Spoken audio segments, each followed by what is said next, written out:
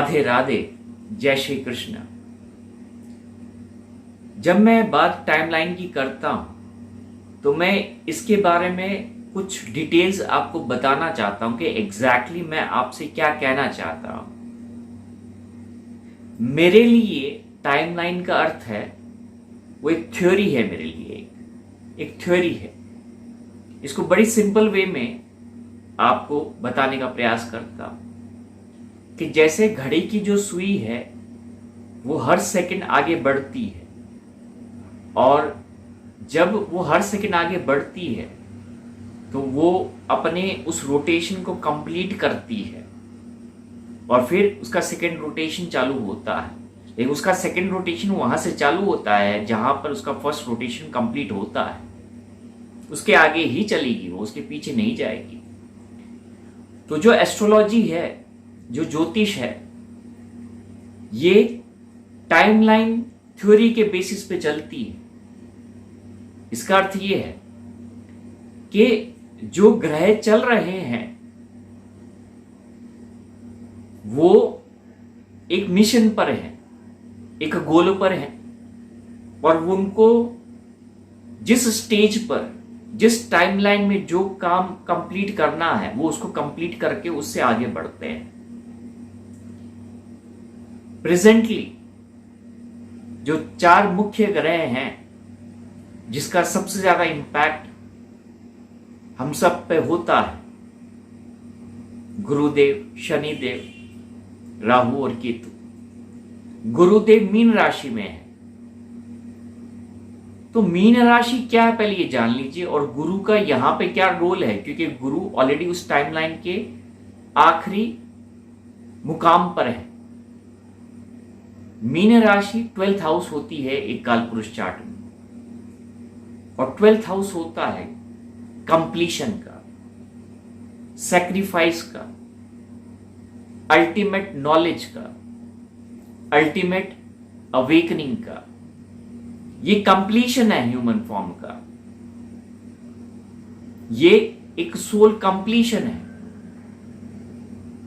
और गुरु मीन राशि में उसको ही डिनोट करता है, मतलब द कॉन्शियसनेस ऑफ ह्यूमैनिटी। लेकिन कौन उस कॉन्शियसनेस को किस हद तक अर्जित कर सकता है वो इंडिविजुअल सोल पे डिपेंड करता है। कुछ हायर लेवल के अवेकनिंग में जाते हैं, कुछ उससे कम, और कुछ बिल्कुल अवेकन नहीं होते। लेकिन इसका अर्थ ये नहीं है कि प्रकृति ने उनको मौका नहीं दिया। तो ये तो गुरु की बात हुई। अब शनिदेव, शनिदेव मकर राशि से कुंभ राशि में प्रवेश किया उन्होंने। कुंभ राशि 11th हाउस होती है कालपुरुष चार्ट में, और उसका अर्थ ये होता है 10th हाउस आपका कर्म है, मतलब मकर राशि आपका कर्म है, और जो आप कर्म कर रहे हो उसका रिटर्न 11th हाउस में मिलता है, what you gain from your karmas. और सैटर्न, शनिदेव अब कुंभ राशि में है।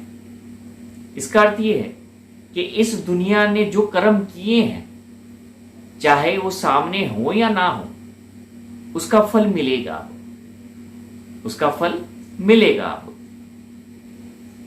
राहु 1st हाउस में है मेष राशि में, और केतु तुला राशि में 7th हाउस में है। मैंने हमेशा आपसे कहा है कि राहु आपका पर्पस होता है, और उस पर्पस को आप अचीव कैसे करेंगे?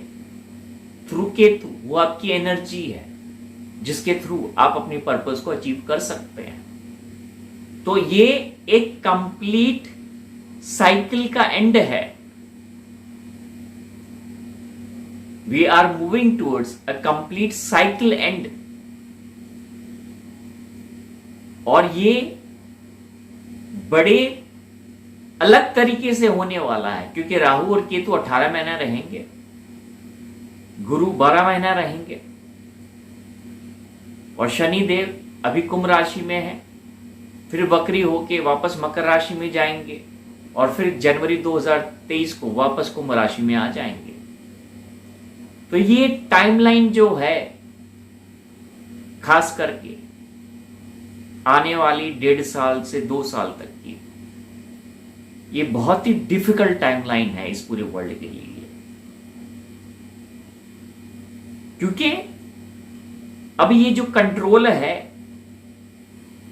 जो लोग सोचते हैं कि हमारे हाथ में है, वो उनके हाथ से निकलने वाला है। ये जो समय है वो इंसान के अंदर एक नई चेतना उजागर करेगा, लेकिन उस चेतना का स्तर वहीं तक सीमित हो सकता है जहां तक आपकी अवेकनिंग है। लेकिन अगर कोई अवेकन हुआ ही नहीं तो वो चेतना एक अलग ही रूप में इस दुनिया के सामने आएगी। फिर जब हम जो हो रहा है उसको जानकर भी उसको होने देते हैं और हम अपने आप को उसमें शामिल कर देते हैं, तो ये इंसान की सबसे बड़ी भूल होती है। ये जो धरा है, ये जो प्रकृति है, ये हम सब से बहुत प्रेम करती है और उसे बहुत कष्ट होता है जब वो किसी को भी कष्ट में देखती है। लेकिन अब इस धरा की विडंबना देखिए कि जब एक मानव ही दूसरे मानव को कष्ट दे रहा है तो वो क्या कर सकती है। तो फिर प्रकृति क्या करती है, अपनी तरीके आजमाती है ताकि जो चेतना में नहीं आए हैं उनको फिर से एक मौका दिया जाए। लेकिन ये जो चेतना में जब प्रकृति उन्हें लेके आती है तो ये बड़े तांडव के तरीके से उनको लेके आती है। ये कोई छोटा मोटा तरीका नहीं होता है, क्योंकि ये एक या दो जन की बात नहीं है, ये पूरी दुनिया की बात है। तो प्रकृति तमाशा नहीं देखती है। मैंने आपको कहा था एक एक्शन होता है और एक रिएक्शन होता है, लेकिन प्रकृति कभी भी एक्शन के बदले रिएक्ट नहीं करती है, वो समय लेती है और फिर वो रिस्पॉन्ड करती है। उसका एक रिस्पॉन्स का सिस्टम है। और ये जो आने वाले 18 महीने हैं, खास करके इस दुनिया के लिए 18 महीने से 2 साल का जो टाइमलाइन है वो बहुत ही खतरनाक टाइमलाइन है। लेकिन जैसे कि मैंने कहता आया हूं कि जब समुद्र मंथन होता है तो विष तो बाहर निकलेगा ही निकलेगा, आप उसे रोक नहीं सकते हैं। और वो विष जरूरी है निकलना। ये वर्ल्ड का सिस्टम एक रेडिकल चेंज से गुजर रहा है, लेकिन इस वर्ल्ड को ये पता नहीं है, क्योंकि ये वर्ल्ड एक इल्यूजन में जी रहा है। वो ये सोचता है कि आज भी पावर हमारे हाथ में है, लेकिन उनको ये पता नहीं है वो पावर प्रकृति कब से उनके हाथ से ले चुकी है। वो उस भ्रम में है, ये दुनिया इस भ्रम में जी रही है, क्योंकि पावर अभी प्रकृति के हाथ में है। जिसने मुझे शुरू से फॉलो किया है, शुरू से लेके अब तक फॉलो किया है, तो उन्होंने ये ऑब्जर्व किया होगा कि मैं एक सिस्टम के थ्रू मैं आपको आज यहां तक लेके आया हूं। मतलब आज जो मैं आपको बता रहा हूं उसके लिए मैंने ग्राउंडिंग की है, उस दिशा में ही मैं आगे बढ़ रहा हूं और आपको लेके जा रहा हूं। मैंने हमेशा आपसे शुरू से लेके आखिरी तक एक ही बात कही कि आपको अवेकन होना है, आपको अपनी स्पिरिचुअल स्ट्रेंथ से जुड़ना है, और जितना आप ये कर पाएंगे आने वाले समय में यही सबसे अच्छा होगा हम सब के लिए। क्योंकि फिर आप फिजिकल पावर से ऊपर उठ जाते हैं और आप अपने सोल डिवाइन पावर को अचीव कर लेते हैं। और जो एक सोल का डिवाइन पावर होता है वो फिजिकल पावर से 1000 गुना लाख गुना बढ़कर होता है।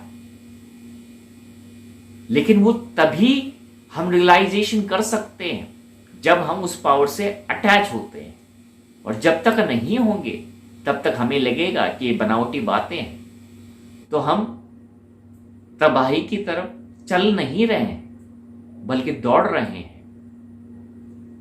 और सबसे दुखद बात यह है कि ये तबाही हम ही क्रिएट कर रहे हैं, हमारे लिए ही। ये बात जो मैं कह रहा हूं बहुत कम लोगों को समझ में आएगी,